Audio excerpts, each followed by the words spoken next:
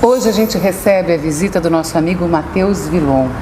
O Matheus, ele é psicólogo e há pelo menos 10 anos trabalha com uma empresa que vem trazendo aí a opção da criatividade, do desenvolvimento, do aperfeiçoamento junto às empresas. E ele vai dividir com a gente um pouquinho hoje essa experiência, o trabalho que está sendo realizado e principalmente os resultados, né, que acabam sendo para lá de interessantes. Seja bem-vindo ao programa, Matheus. Obrigado. Obrigada eu pela visita. 10 anos então, há 10 anos atrás você sentiu a necessidade de criar algo para realmente auxiliar as empresas, grandes e pequenas inclusive, não é isso? Sim, há 10 anos a gente percebeu essa necessidade. Eu trabalhava dentro de empresa como um analista, depois coordenador, e percebi essa necessidade das pessoas se desenvolverem, líderes, equipes, e ao mesmo tempo entendia que aquela metodologia de sala de aula, uma pessoa sentada atrás da outra, como se fosse, né, uma escola antiga, já não funciona mais nesse universo de tecnologia, de muita informação.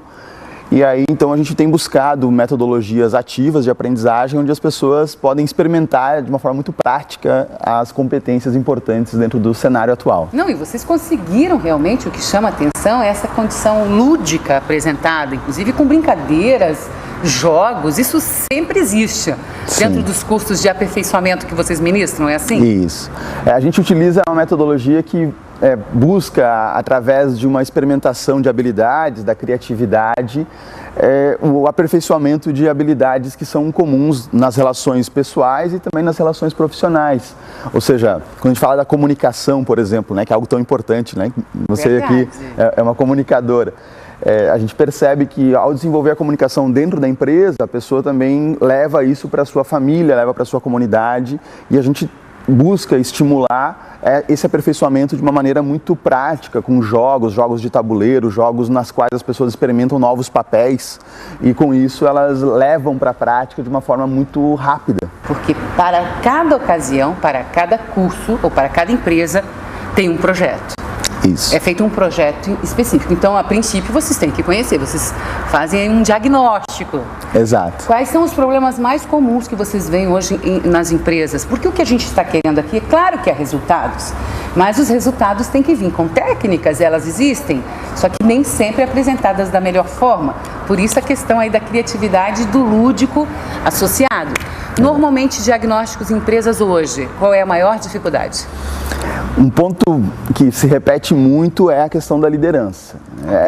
Um grande desafio que as empresas têm hoje é de conseguir capacitar os seus líderes na velocidade que as empresas crescem, porque normalmente as empresas vão ganhando, né, tamanho e proporção, ou às vezes, né, nesse ambiente que a gente está bastante complexo, econômico, precisa fazer uma otimização dos líderes, e nem sempre os líderes vão conseguir atuar de uma forma adequada, ou até mesmo a potencializar que as pessoas façam o melhor possível. Então, um diagnóstico que a gente acaba encontrando com muita frequência é a dificuldade dos líderes atuarem de uma forma eficaz.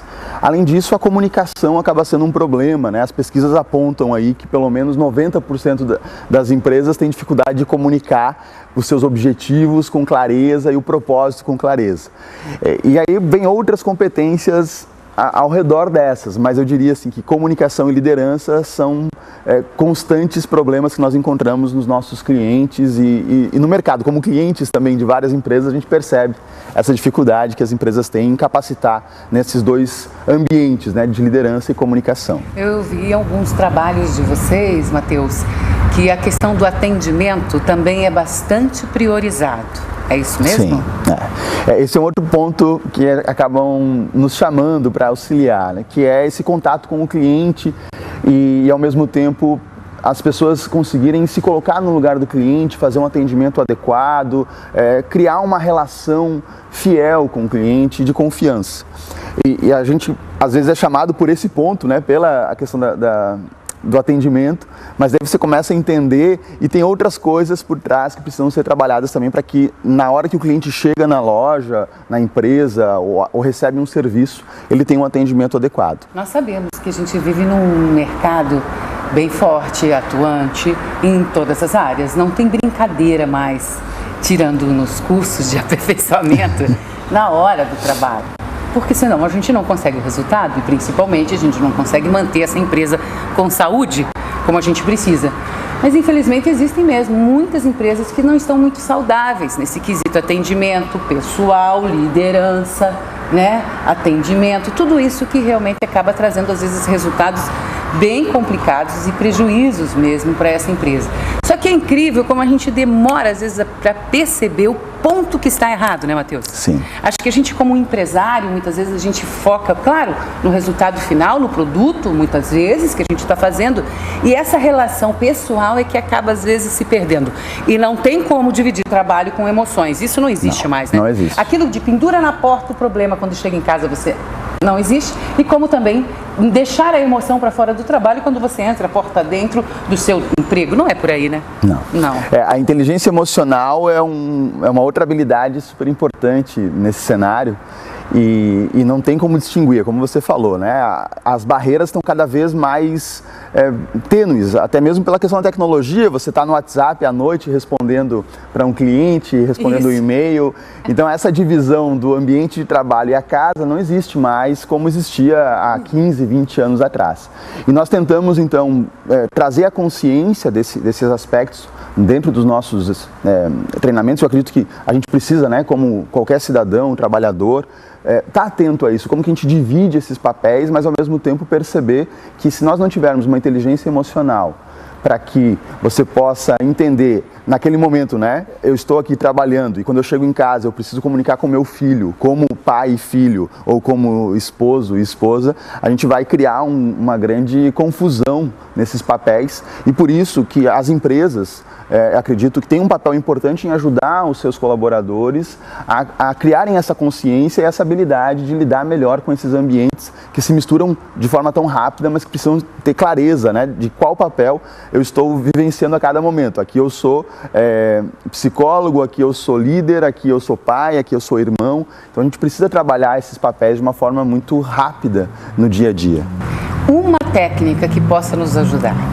No geral, para quem assiste agora o nosso programa, eu digo isso, gente, porque é o seguinte: você já percebeu que às vezes a pessoa tímida passa por arrogante ou superficial ou metida, sei lá, seja o termo que você queira dar. E pode ser que simplesmente essa pessoa seja tímida, né? Então a gente às vezes acha que apresenta algo interessante e a leitura que está sendo feita é completamente outra, né? Sim. Então nessa linha mesmo de atendimento, um exercício, uma técnica que alguém pode ver aí, tentar brincar ou fazer com a sua equipe, vai lá. Certo.